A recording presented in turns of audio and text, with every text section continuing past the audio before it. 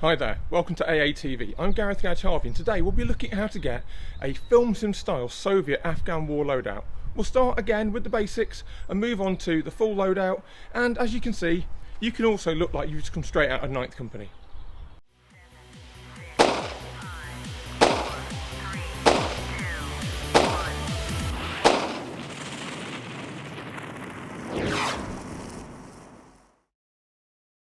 First off, we're going to tackle a Soviet Afghan War look on a budget. Now, it's important to stress this isn't reenactment, it isn't living history. This is to give you the Airsoft look for pretty much under £100. So, if you look down from bottom to top, you'll see I'm wearing some Soviet airborne boots. These are quite hard to find, but any black leather combat boot will look just as good. The main outfit is a KLMK oversuit. Now these are quite thin and you might find that they're a little bit flimsy for airsoft, so be careful with them. KLMK roughly translates from the Russian as Camouflage Disruptive Summer Suit. Now a lot of people will say that KLMK is the camouflage pattern. It's not, it means the whole overall. And you can get one of these in a size 1 or 2 for around £30. If you're a tall guy like me or you've got a bodybuilder build, you might need a size 3, and again you're looking at maybe doubling that because they're getting quite rare. The good news is there's an alternative, and we'll show you that later, which is the KZS suit, which is much tougher and it's more like a camouflage printed Hessian. That was also used by airborne forces and recce units during the war. Now these suits were considered quite disposable, and that's why if the Soviets ripped them they didn't care. Also, they were designed so that the airborne soldier could drop the back end of them off and have a shovel recce without too much trouble. Now for airsoft purposes I tend to sew this up because you don't really want that flap gusting out on behind you when you're running around on the airsoft field. Underneath the KLMK oversuit I've got what's called a TELNYASHKA undershirt. Now these look a bit weird, a bit Jean-Paul Gaultier to most UK airsofters, but you've got to understand that this stripy blue and white t-shirt, usually in a sleeveless vest pattern, is symbolic of airborne forces of the Soviet Union. To them it's a bit like a maroon beret, so if you're going to wear one, treat it with respect, because some guys have really sweated blood for these. For load carrying in the basic budget loadout for Soviet Afghan War, we're using a classic Chicom chest rig. Now these are actually more likely to be seen on Mujahideen fighters because Soviet troops made their own out of life vests, out of airborne webbing systems, even out of old ground sheets. But they were also quite popular with guys who could get them. If they captured them from a dead Mujahideen fighter, they were a much easier way of carrying your combat load of ammunition than belt kits. In fact, the traditional Soviet fake leather suspenders and belt kit pretty much disappears in many units. Again, these are about £16 to £20 off eBay. They usually come in a dark green, which is more suitable for Vietnam. But you dunk them in the bath with a mild solution of bleach and they come out to this lovely Afghan War style tan shade.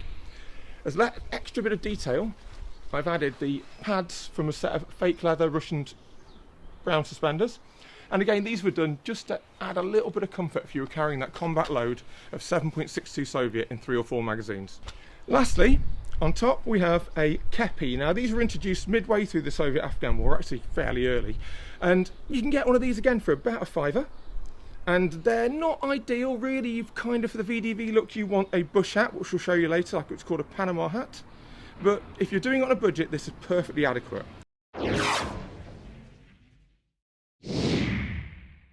As with any historical based airsoft loadout, you can go for the basics, or you can add layer and layer and layer of detail till you get exactly what's right for you.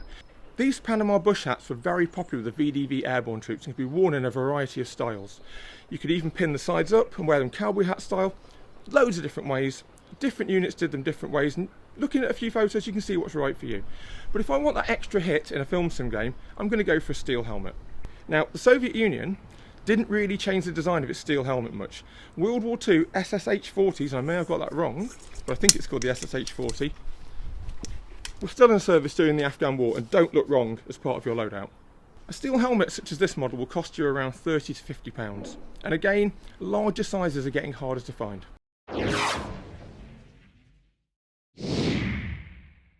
As we've mentioned, the KLMK suit used by recce and airborne troops was quite thin. In fact, it was so thin the troops called them condoms because they ripped so easily.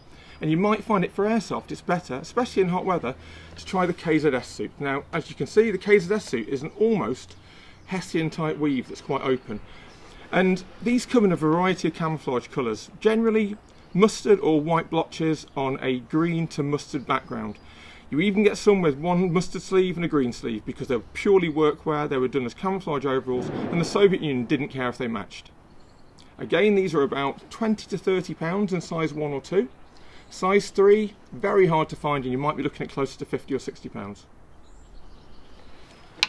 Underneath the KZS or KLMK overalls, you should really, if you want to go for the extra mile of detail, go for an AFGHANKA M88 uniform. Now, this one's set up as a motor rifles, as indicated by the red shield, and they're really somewhere where you can go to town with your individuality, because Soviet forces used to wear their combat awards and decorations on their breast pocket, even in warfare. So, in this case, we've got a first-class soldier who's an exemplary rifleman and a member of a Guards division. It's worth checking that you're putting them in on the right order so you don't look foolish if you meet someone who's actually been a Soviet Guards or Soviet airborne soldier. The AFGHANKA is quite a modern cut for the Soviet Union. It's basically a 6-pocket combat jacket, very reminiscent of US BDU style cuts. It's called the M88, but actually came into service around about 1984 and is no doubt influenced by Western combat gear at the time. You have hip pockets, chest pockets, and Velcro closure arm pockets. A defining feature of Soviet jackets at the time is the collar liner, quite grubby in this case, I haven't washed this one or changed it, which would be sewn into your uniform daily, and you could get into a lot of trouble if you didn't. And again, that's going to that extra minute reenactor level of detail. But if you're into this sort of thing, it's worth doing these little things because it's kind of fun, really. Choosing a replica for your Soviet VDV Afghan War look is also quite straightforward. Perhaps the most classic rifle to choose is the AK-74, and for airborne troops this usually had a folding stock and had a suffix of S, so AK-74S. Now the AK-74 was first seen in 1979 by the West when the Soviet Union invaded Afghanistan, and is pretty much iconic of the war.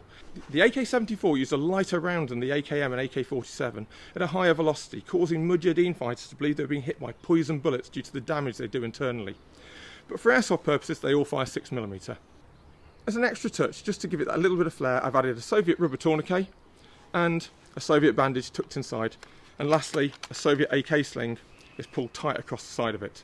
The AKM was in service with some units who weren't quite as frontline as the VDV, and also taken by units such as the Spetsnaz who wanted to be able to suppress the slower and heavier 7.62 Soviet round. For airsoft purposes, as long as it's an AK or even an SVD Dragovnov, no one's really going to mind.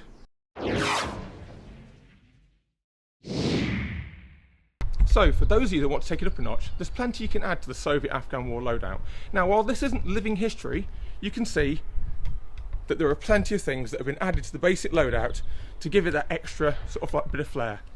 So, first of all, rather than wearing the oversuit, we've actually opted to wear the M88 AFGHANKA trousers and just the top of the KZS camouflage oversuit.